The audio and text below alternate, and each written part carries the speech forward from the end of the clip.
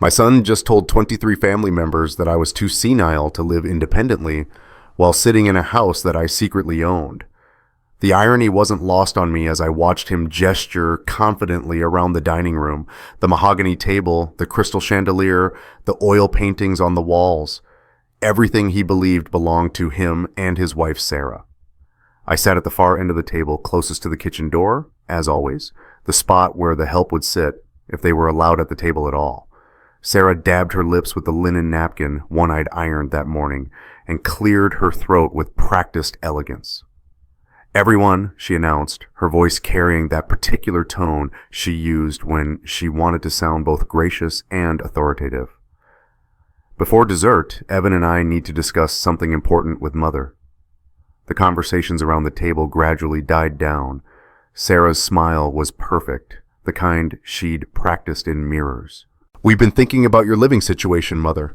The guest house arrangement has been challenging for everyone. We found a lovely place called Sunset Manor," Evan added, his voice carrying that false warmth he used with difficult clients. "It's specifically designed for people in your situation." 23 pairs of eyes turned toward me, waiting for the grateful tears, the humble acceptance. Instead, I set down my fork and smiled. "Actually, let's discuss yours first. 3 years earlier, when my husband Robert passed away, I thought I'd lost everything that mattered. I was wrong. I still had more to lose. The day after the funeral, while I was still wearing my black dress and trying to figure out how to breathe without him, Evan knocked on my door with a briefcase and what he called a solution. "Mom, you can't handle all this financial stuff on your own," he said, spreading documents across my kitchen table. "Dad always took care of the money side, right? Let me help you get organized." It sounded reasonable, loving even. My son, stepping up in my time of need. What I didn't realize was that help meant Evan would gradually take control of every bank account, every investment, every piece of mail that came to my address. Within 6 months, he was charging me $2,000 monthly for financial management services. I discovered this when I found the invoice in my own filing cabinet. "It's standard practice, Mom," he explained when I confronted him. "Financial advisors charge fees. I'm actually giving you the family discount." The family discount for managing my own money. 3 years later, I was paying rent to live in his guest house, but the money was just the beginning.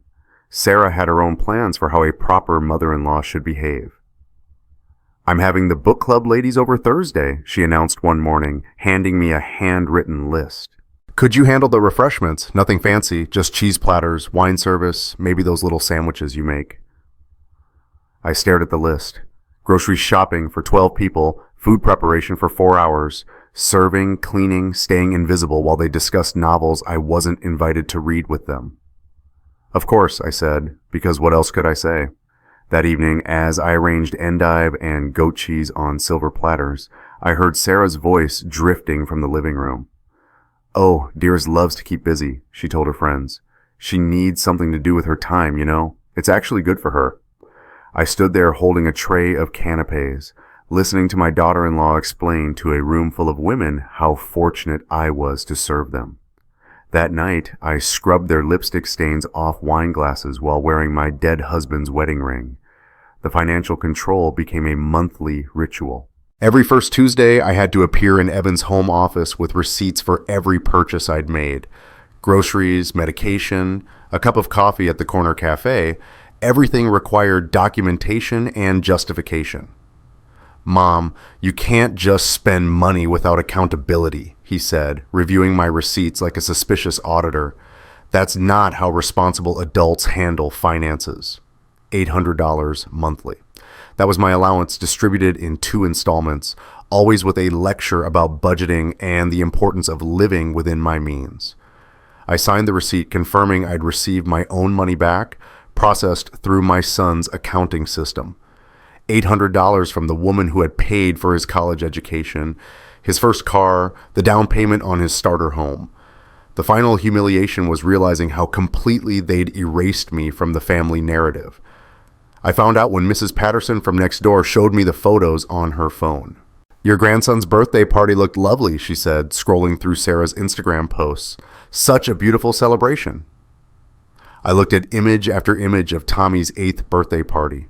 The backyard I'd helped decorate, the cake I'd suggested, the games I'd organized, 25 family members laughing, eating, celebrating. I wasn't in a single photograph. Oh, I said quietly, handing back her phone. Yes, it was lovely. When I asked Evan about it later, he shrugged.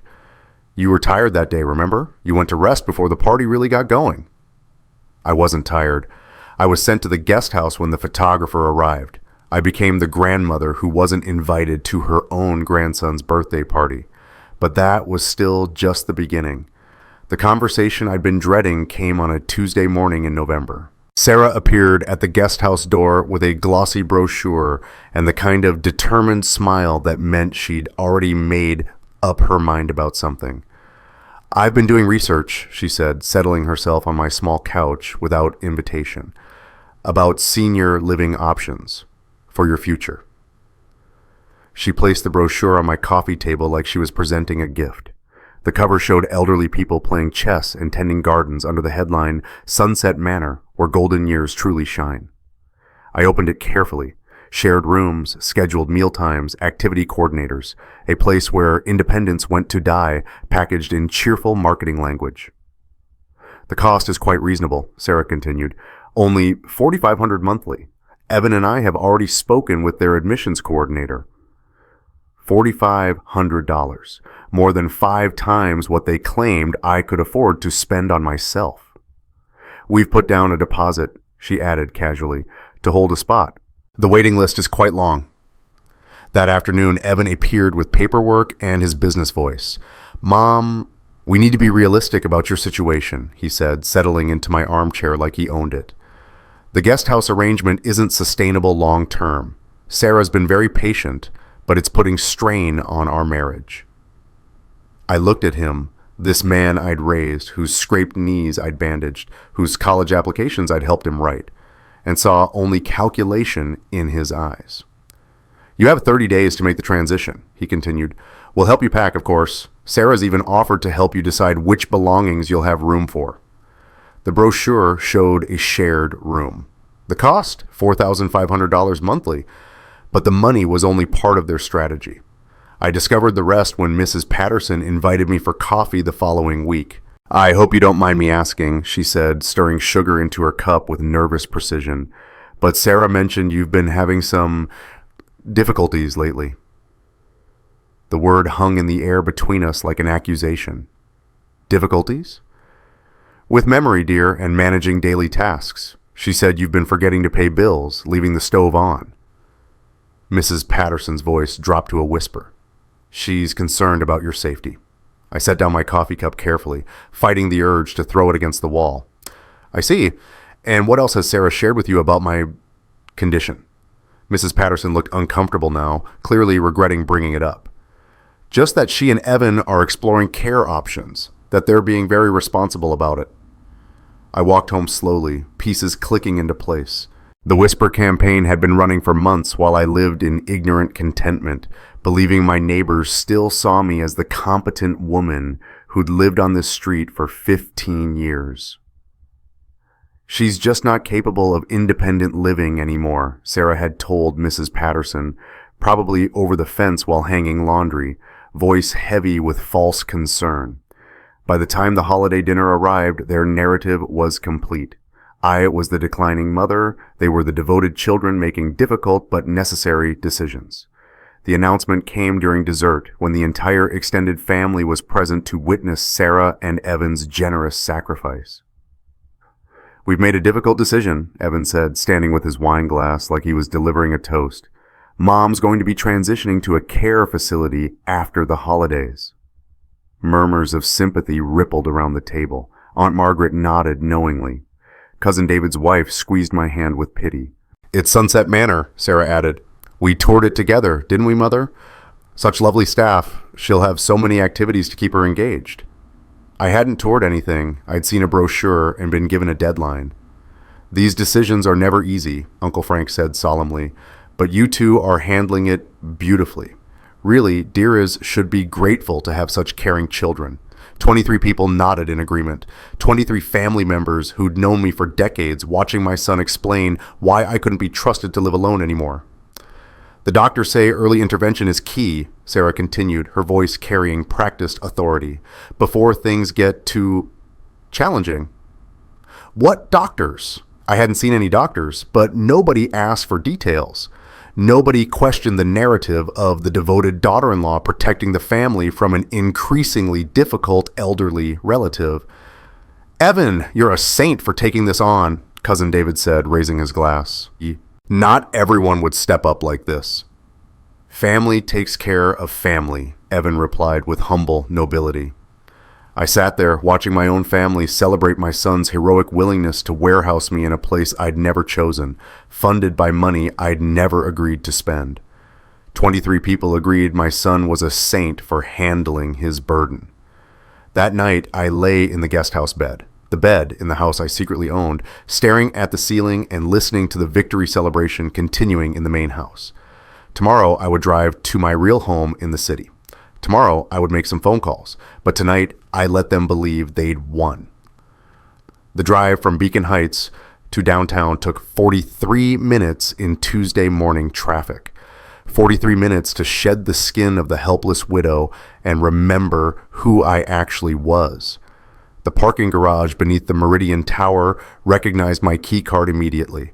Level P3, Space 7, reserved for D. Herrera, Pacific Investments, Inc., the same parking space I'd maintained for 8 years, through Robert's illness, through his death, through 3 years of pretending to be poor while my family stole from me with smiles on their faces.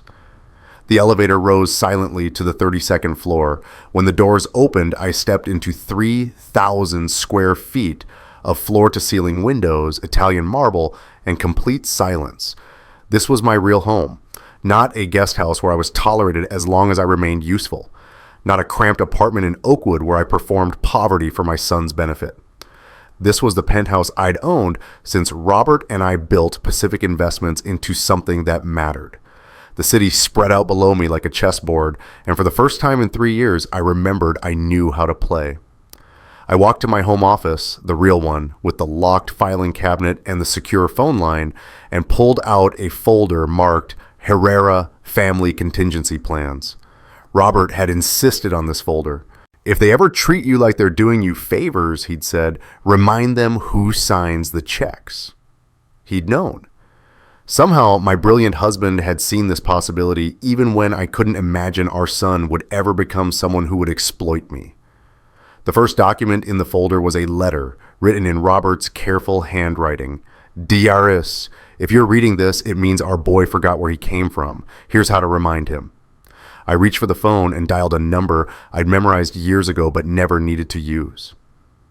Marcus, Chen Law Offices, the familiar voice answered. Marcus, it's DRS Herrera. I need to activate the Herrera family protocols we discussed. A pause. Then, are you certain, Mrs. Herrera? Once we begin this process, there's no going back. I looked out at the city below, thinking about 23 family members applauding my son's decision to warehouse me in a facility I'd never chosen. I'm certain. How quickly can we execute? 48 hours for the initial phase. All the documentation is prepared and has been for 3 years. The shell company structures are already in place. We just need your authorization to proceed. Marcus had been Robert's attorney for 20 years. He'd helped us structure Pacific Investments to protect our assets from potential business liabilities. What I hadn't told anyone, including Evan, was that Pacific Investments owned considerably more than anyone realized. Send the authorization papers, I said. I'll sign them this afternoon. After hanging up, I walked to my bedroom safe and retrieved a document I hadn't looked at in years. The deed to the house in Beacon Heights, purchased in 2019 through Pacific Investments, Inc. for $2.3 million. Cash. Evan had been so proud when he'd bought that house, so grateful when I'd loaned him the down payment. He'd shown me the purchase papers, pointing out how his name appeared as the primary borrower, how he'd qualified for such a substantial mortgage on his construction company's salary. What he'd never seen were the secondary documents, The ones showing that his mortgage payments went directly to an account controlled by Pacific Investments. The ones proving that his construction company, Herrera Construction, existed only because I'd created it as a wholly owned subsidiary years ago. For 3 years, my son had been paying rent to live in my house and collecting a salary from my company, all while treating me like a charity case dependent on his generosity. The beautiful irony was that he'd done exactly what I'd hoped he would do. Take initiative, build something, show responsibility. I'd structured everything to give him the dignity of believing he'd earned his success. I just hadn't expected him to use that success to humiliate the person who'd made it possible. My computer chimed with an encrypted email from Marcus. The authorization documents ready for electronic signature. I read through each page carefully, even though Robert and I had reviewed them countless times during their preparation. Asset Recovery Protocol #1. Immediate termination of all financial support agreements. Asset Recovery Protocol #2. Cessation of all property usage agreements. Asset Recovery Protocol #3. Corporate restructuring with immediate management changes. Asset Recovery Protocol #4. Public disclosure of actual ownership structures. Through Pacific Investments, I owned the house they lived in, the cars they drove, and 80% of the construction company that provided Evan's identity as a successful businessman. I'd been funding their lifestyle while they treated me like an unwanted obligation. The monthly allowance I'd been grateful to receive? $800 from the $10,000 I transferred to their accounts every month through various corporate structures. Money they believed came from Evan's business success and Sarah's careful financial management. I signed the first document with my electronic signature. By tomorrow morning, the direct deposits would stop. The mortgage payments they'd never realized they weren't actually making would come due. The credit lines secured by assets they didn't know were mine would be frozen. But that was just the beginning.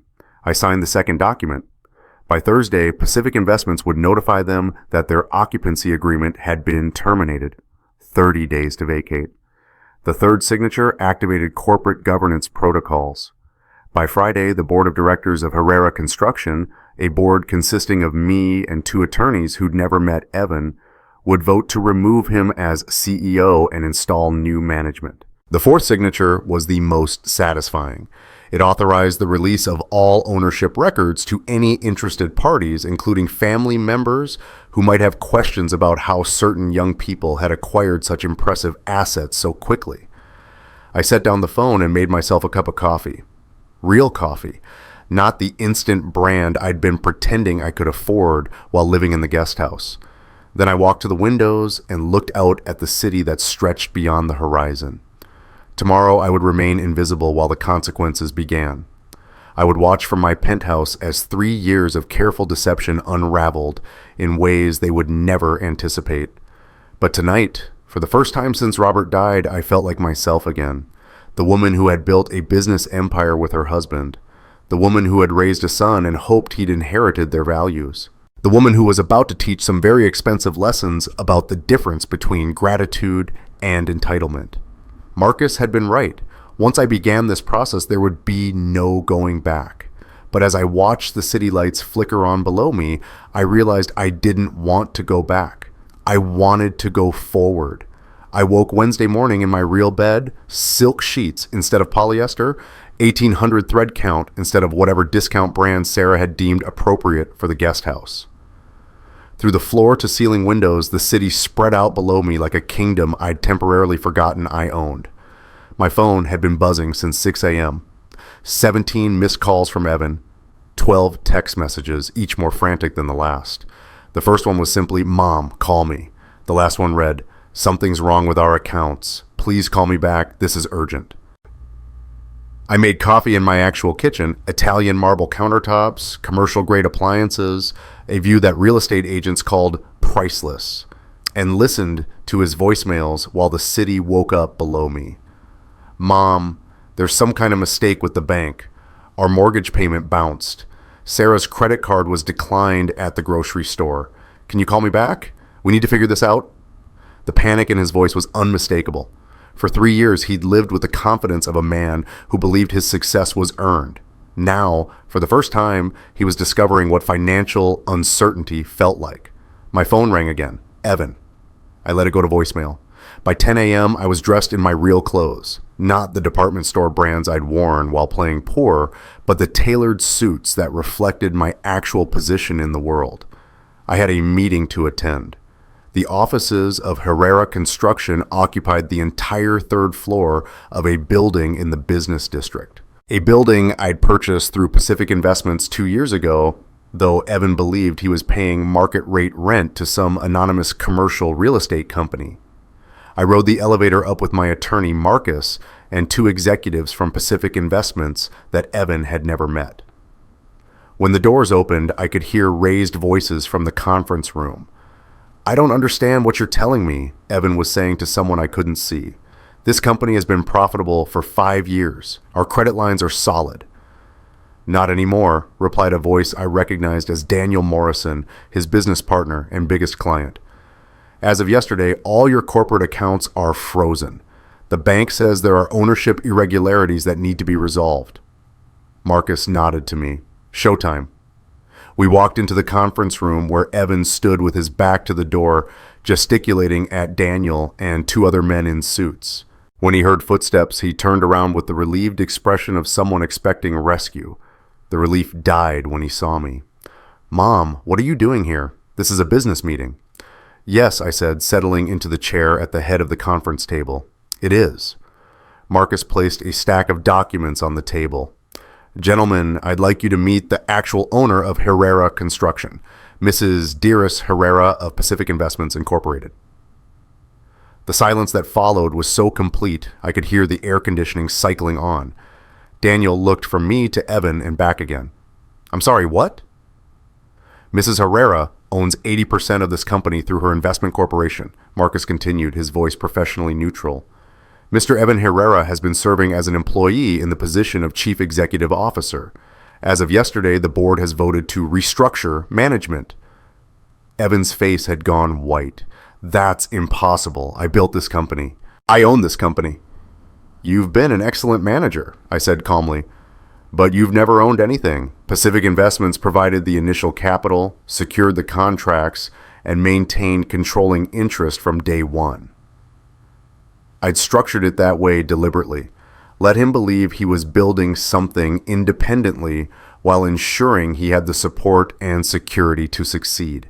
It was meant to be a gift, the dignity of accomplishment backed by the safety of family wealth. "The documentation is all here," Marcus said, sliding the papers across the table to Daniel. "Corporate filings, ownership certificates, board resolutions." Daniel picked up the first page and read it carefully. His expression shifted from confusion to understanding to something that looked like respect. "Mrs. Herrera," he said slowly, "I had no idea."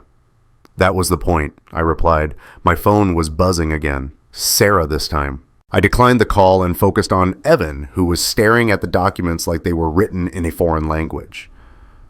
"This doesn't make sense," he said weakly.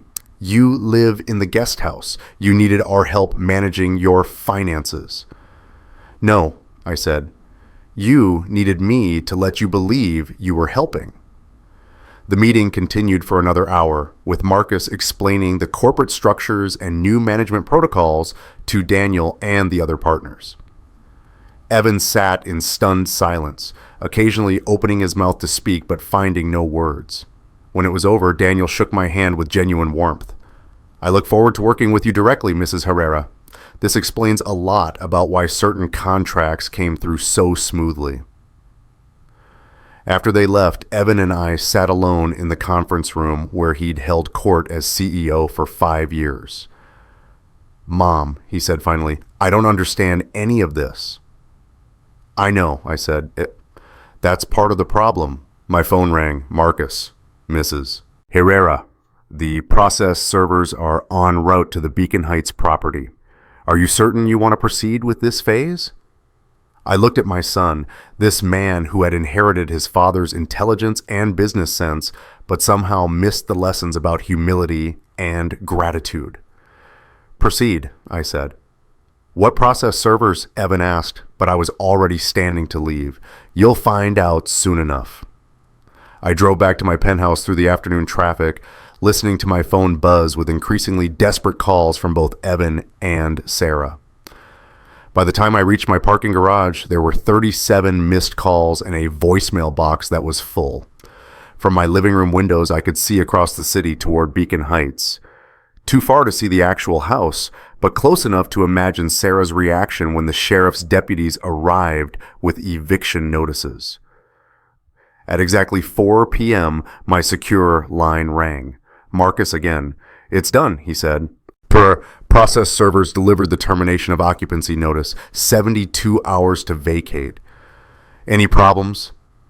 Mrs. Sarah Herrera was vocal in her objections. Apparently, she screamed at the officers and demanded to see the property manager. When they explained that Pacific Investments Incorporated was terminating their lease, she insisted there must be some mistake because her mother-in-law was financially dependent on them. I found myself smiling for the first time in 3 years. "The neighbors heard everything, I assume?" "Oh, yes. Mrs. Patterson from next door actually asked the officers if you were all right, since Mrs. Sarah seemed to think you were involved in some kind of scam." "Perfect. The same Mrs. Patterson who'd listened to Sarah's whispered concerns about my declining mental state would now be wondering what other lies she'd been told." "There's one more thing," Marcus continued. "Mrs. Sarah tried calling the mortgage company to report identity theft. When they transferred her to the fraud department, she discovered that there was no mortgage. The property was purchased outright through Pacific Investments in 2019. The sheriff's notice gave them 72 hours to vacate my property, but I suspected they would need considerably longer than that to understand what had just happened to their carefully constructed world. Friday afternoon, I received exactly the phone call I'd been expecting. "Dearest," Evan's voice was strained, formal. "We need to talk, as a family." "Of course," I said, watching the city traffic move far below my windows. "Where would you like to meet?" "The house. Everyone's coming. Sarah's parents, Aunt Margaret, Uncle Frank. We need to figure out what's happening." I could hear Sarah's voice in the background, sharp and insistent, though I couldn't make out the words. "Sarah thinks there's been some kind of identity theft," Evan continued. "Someone using your name to mess with our accounts and our house. We've called the police, but they said it's a civil matter until we can prove fraud." "I see. What time?" 6 o'clock. Can you bring any paperwork you might have? Anything that might help us understand how someone got access to your information?" "I'll bring everything," I promised. I arrived at 6:15, deliberately late, carrying a leather briefcase that had belonged to Robert. Marcus followed behind me with 2 additional attorneys and a banker from First National, the same bank that held all the corporate accounts for Pacific Investments. Sarah answered the door, her face puffy from crying. Thank God. This nightmare has been going on for 3 days. Someone's been using your name to..." She stopped mid-sentence when she saw the entourage behind me. "Who are these people?" "My legal team," I said, stepping into the foyer of my own house. "Shall we go to the dining room?" The family had arranged themselves around the mahogany table like a tribunal. Sarah's parents, Edward and Francis, flanked her at one end. Aunt Margaret and Uncle Frank sat across from Evan, with empty chairs clearly designated for Sarah and me. Everyone looked grim, united in their determination to solve this mysterious attack on their family. "Darius," Uncle Frank began as we entered, "Evans told us about the problems you've been having with identity theft. We want you to know that we're all here to support you through this." "That's very kind," I said, taking the seat at the head of the table, the seat usually reserved for Evan during family gatherings. "But I'm afraid there's been a misunderstanding." Marcus set his briefcase on the table and clicked it open. "Ladies and gentlemen, my name is Marcus Chen. I represent Mrs. Dearest Herrera and her corporation, Pacific Investments. We're here to clarify the ownership structure of various assets that have apparently been the subject of some confusion." "What assets?" Edward asked, his voice carrying the authority of someone who'd spent 40 years in middle management and believed it made him qualified to handle family crises. Marcus removed a thick folder and spread documents across the table's surface. Let's start with this property. He placed a deed in the center of the table, purchased in 2019 by Pacific Investments Incorporated for $2.3 million, cash. Evan reached for the document with shaking hands. This is wrong. This house is ours. We have a mortgage. We make payments every month. You make payments to an account controlled by Pacific Investments, the banker said, consulting his tablet. Those payments have been processing as rental income for Mrs. Herrera's corporation. That's impossible, Sarah said, her voice rising. Dearest lives in our guest house. She gets $800 a month from us because she can't manage her own finances. Mrs. Herrera receives $800 monthly as a small allowance from the $10,000 she transfers to your accounts each month through various corporate mechanisms, Marcus replied calmly. The silence that followed was broken only by the sound of Aunt Margaret's sharp intake of breath. What $10,000? Evan whispered. Marcus placed another document on the table. The monthly support agreement. Mrs. Herrera has been providing financial assistance to your household for 3 years, in addition to covering your mortgage payments, utility bills, and insurance premiums through Pacific Investments. I watched my family process this information, their faces moving through the same sequence of emotions: disbelief, confusion, fear, and finally a dawning understanding of how badly they'd miscalculated. That can't be right, Francis said, his voice lacking conviction. Dearies needed our help. Sarah's been taking care of her, managing her medications, making sure she didn't get confused about finances. What medications? I asked quietly. The question hung in the air. I hadn't taken any medications beyond occasional aspirin for headaches. You said you were having trouble remembering things, Sarah stammered. You said you needed help organizing your pills. I never said any of that, I replied. You said those things about me. To Mrs. Patterson, to the book club ladies, to anyone who would listen. Marcus placed 3 more documents on the table. The vehicles registered to this address, all owned by Pacific Investments, leased to the Herrera household as company vehicles. Evans stared at the papers showing the BMW in the driveway, the Mercedes Sarah drove to her yoga classes, the Range Rover they used for family trips. All owned by me, all used by them with my permission they'd never realized they needed. Now, I said, standing and walking slowly around the table, I'd like to address some other matters. I stopped behind Sarah's chair. Sarah, on March 15th, you called me dead weight in front of the mailman. You said it was exhausting having to deal with me every day. Her face flushed red. Mrs. Davidson was pruning her roses 10 feet away. She heard every word. I moved to stand behind Evan. On June 8th, you told Daniel Morrison that I was becoming difficult and that you were exploring care facilities because I couldn't be trusted to live independently. Mom, on September 23rd, you excluded me from Tommy's school conference because you told the teacher I was confused and might ask inappropriate questions. I continued around the table, stopping behind Uncle Frank. 2 weeks ago, you told this table that putting me in a nursing home was the responsible choice for someone in my condition. I returned to my seat at the head of the table. I don't have a condition. I'm not confused. I'm not declining. I've been deliberately made invisible while you spent my money and lived in my house and treated me like a burden you were graciously willing to tolerate. Edward cleared his throat. I think there might be some misunderstanding here. Sarah and Evan have been genuinely concerned. Have they? I asked. Then why didn't their genuine concern include asking me about my wishes before putting a deposit down at Sunset Manor? Why didn't it include inviting me to participate in decisions about my own future?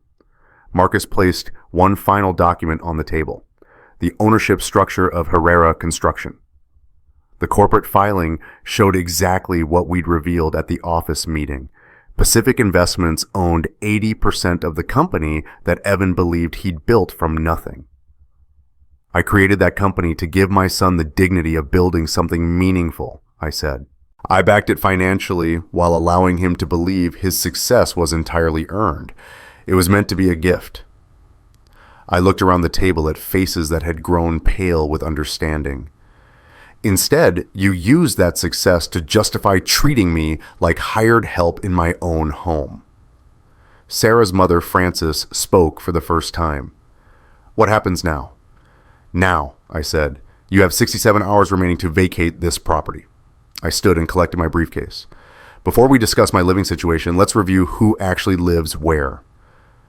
The room erupted in voices, protests, questions, desperate attempts to negotiate, but I was already walking toward the door. Behind me, I heard Sarah's voice, shrill with panic. She can't do this. She's not competent to make these decisions. I paused in the doorway and turned back to the table where 7 people sat, surrounded by documents proving exactly how competent I'd always been. The sheriff's department disagrees, I said. Good evening. Pacific Investments, Inc. owned everything they thought was theirs. The next 72 hours unfolded like dominoes falling in slow motion, each consequence triggering the next with mathematical precision. I watched most of it from my penthouse, phone calls and text messages providing real-time updates on the destruction of the life my family had built on my foundation. Saturday morning, Mrs. Patterson called at 8 a.m. Dear is dear, I hope you don't mind me checking in, but there are trucks at Evan's house, moving trucks, and sheriff's cars. Sarah was screaming at someone in the driveway about illegal eviction procedures. How terrible, I said, sipping coffee from my Waterford crystal cup. I hope everything works out.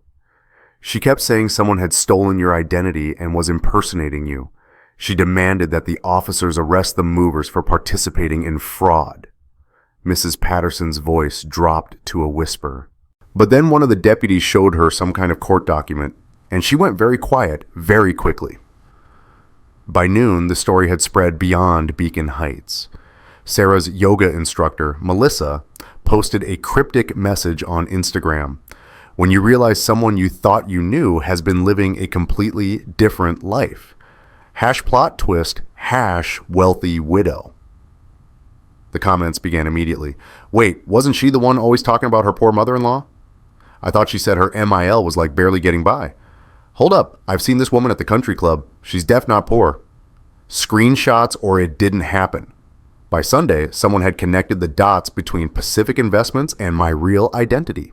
Daniel Morrison, Evan's former business partner, had apparently been more forthcoming about Friday's revelations than I'd expected. Turns out the broke mom owns half the commercial district, read a comment on the Beacon Heights community Facebook page. Plot twist of the century. The social media explosion was swift and merciless. 3 years of Sarah's posts about her generous sacrifice in caring for her dependent mother-in-law took on an entirely different meaning when viewed through the lens of actual facts. This woman has been publicly martyring herself for taking care of someone who was secretly paying all her bills, commented someone named Jennifer Walsh. The secondhand embarrassment is real. Monday morning brought the first official consequences. I was reading the financial section of the Times when Marcus called with an update. Mrs. Herrera, there's been a development. The IRS received an anonymous tip about potential tax irregularities at Herrera Construction. Anonymous? Someone suggested they might want to examine the corporate structure and verify that all parties involved understood their actual roles in the company. I set down my newspaper. How thorough will this examination be? Very thorough. They're particularly interested in whether Mr. Evan Herrera has been accurately reporting his employment status versus his claimed ownership status for tax purposes. For 5 years, Evan had filed taxes as a business owner, claiming depreciation on assets he didn't own, deducting expenses for a company he didn't control. When the forensic accountants finished their analysis, the discrepancies would date back to the company's founding. There's also the matter of the mortgage interest deductions, Marcus continued. He's been claiming substantial deductions for a mortgage that doesn't exist. How substantial? Conservative estimate, he owes approximately $80,000 in back taxes, plus penalties and interest. Tuesday brought news that Edward and Frances, Sarah's parents, had been forced to move out of their condo. Turns out they'd been using Evan's credit rating to secure their lease, Aunt Margaret told me during an awkward phone call. When his assets got frozen, their rent guarantee became invalid. The landlord gave them 48 hours. How unfortunate, I said. Dearest, Aunt Margaret continued carefully, I hope you know that some of us never questioned your mental capacity. Sarah may have said some things, but not all of us believed them. Too little, too late, but I appreciated the attempt at diplomacy. I'm sure you didn't, I replied, though we both knew she'd nodded along with every dismissive comment about my supposed decline. Wednesday's revelation came through my cleaning lady, Maria, who also worked for several other families in Beacon Heights. Mrs. Herrera, she said as she polished my real kitchen counters. The ladies at Mrs. Chen's house, they're saying your daughter-in-law tried to join their book club last week. Oh? They told her the membership was full, but Mrs. Chen said it's because nobody wants to be associated with someone who lied about taking care of a poor relative while living off that relative's money.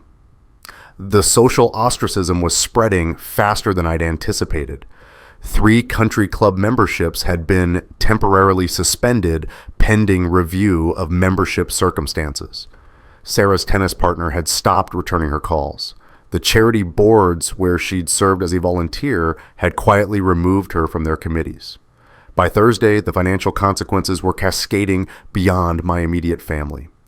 Daniel Morrison called to inform me that 2 major construction contracts had been pulled when clients discovered the ownership irregularities at Herrera Construction. I'm trying to salvage what I can of the business, he said, but the reputation damage is significant. Clients don't like surprises about who they're actually working with. I understand, I said. Do what you think is best for the remaining employees. Friday morning brought the news I'd been waiting for. Marcus called with the final legal update. The tax investigation has expanded, he said. They're now examining all family financial arrangements for the past 5 years.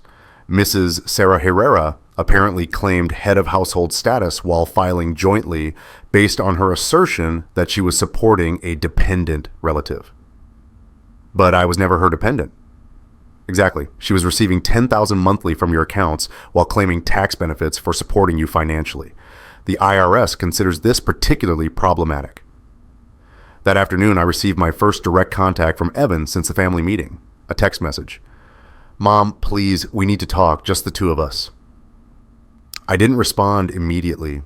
Instead, I walked to my windows and looked out at the city where I'd built a life, a business, and a fortune, while my family convinced themselves I was a burden they generously tolerated.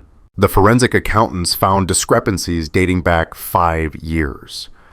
But the most satisfying discovery was that their entire social circle now understood what I'd known all along.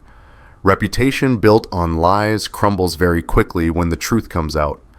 I was ready for the conversation, but it would happen on my terms, in my space, when I decided the time was right. 2 months later, I woke to silence for the first time in years. Not the tense quiet of walking on eggshells or the hollow emptiness of being ignored, but the deep, restful silence of a life lived on my own terms. My new routine was beautifully simple. Coffee on the balcony at sunrise, watching the city wake up 32 floors below. The morning news, read in my silk pajamas instead of rushing to prepare breakfast for people who barely acknowledged my existence. An hour of correspondence for the Herrera Foundation for Elder Financial Abuse, the nonprofit I'd established with money that was actually mine to give. The foundation's first grant went to Mrs. Rodriguez, an 80-year-old woman whose grandson had been managing her Social Security checks while she ate cat food for dinner. The second went to a legal aid program that helped seniors recover assets from family members who'd convinced them to sign power of attorney documents they didn't understand. We've helped 43 people in the first month. My program director told me during our weekly meeting, the stories are heartbreaking, but the recoveries are incredible when we get involved early enough. Every morning, I had coffee on my balcony overlooking the city I owned. The phone calls from Evan had started 3 weeks ago, filtered through Marcus, per the legal boundaries I'd established. The restraining order wasn't punitive, it was practical. I needed space to remember who I was without the constant pressure of managing other people's expectations. Your son is requesting a family meeting, Marcus reported during one of our calls. He says he understands now what happened and wants to apologize properly. What did you tell him? That all communication needs to go through legal channels until further notice. He's also asking about the possibility of maintaining some role at Herrera Construction. I considered this while watching a hawk circle between the office buildings below. The company is being restructured. Daniel Morrison is handling the transition. If Evan wants to discuss employment opportunities, he can submit a formal application through Daniel's office. He seemed to think family relationships might influence the hiring process. They won't, I said. If he's qualified for a position, Daniel will consider him. If he's not, Daniel won't, just like any other applicant. The boundaries felt good, clean. For the first time in 3 years, I didn't have to manage anyone else's emotions or protect anyone else's dignity at the expense of my own. Last week, Mrs. Patterson had called to let me know she'd seen Evan at the grocery store. He was working there, dear. At the checkout, he looked tired. I felt a moment of something that might have been sadness, but it passed quickly. Evan was 42 years old, capable and intelligent. He'd figure out how to rebuild his life based on actual work rather than assumed entitlement. Sarah, according to the Neighborhood Gossip Network, had moved back in with her parents. The social media posts had stopped. The charity work had ended. The country club memberships were permanently revoked. Any regrets? Marcus had asked me last week. I'd thought about it carefully before answering. I regret that it took me so long to remember my own worth. This morning, my phone buzzed with a text from an unknown number. Mom, I'm sorry. I know you probably won't read this, but I needed to say it. I was wrong about everything. I hope someday you'll give me a chance to earn back your trust. I read it twice, then deleted it without responding. The restraining order meant his tears couldn't reach my doorbell. Forgiveness, I'd learned, didn't require putting myself back in situations where I could be hurt again. Love didn't mean accepting disrespect. Family didn't mean tolerating financial abuse just because it came with holiday dinner invitations. I finished my coffee and went inside to start another day of the life I'd built for myself, finally, honestly, and completely on my own terms. 6 months have passed since that dinner party where my son announced my supposed incompetence to 23 family members. 6 months since I reminded them who actually owned everything they thought was theirs. The Herrera Foundation now employs 12 full-time advocates and has recovered over $2 million in stolen assets for elderly victims of family financial abuse. Our success rate is remarkable. 93% of cases result in either full asset recovery or criminal prosecution of family members who thought loving relationships gave them permission to steal. Mrs. Herrera, my program director, told me yesterday, we just helped our 200th family. Mrs. Chen's daughter-in-law had been forging her signature on Social Security checks for 3 years. When we got involved, not only did we recover the stolen money, but Mrs. Chen discovered she was actually quite wealthy from investments she'd forgotten about. I smiled, remembering my own moment of revelation when I'd walked back into my real home and remembered who I actually was. Last week, Mrs. Patterson mentioned she'd seen Evan again. Still at the grocery store, but he'd been promoted to assistant manager. He looked better, she said carefully. More humble, I suppose, but better. I hope that's true. I hope he's learning the difference between earning something and assuming you deserve it.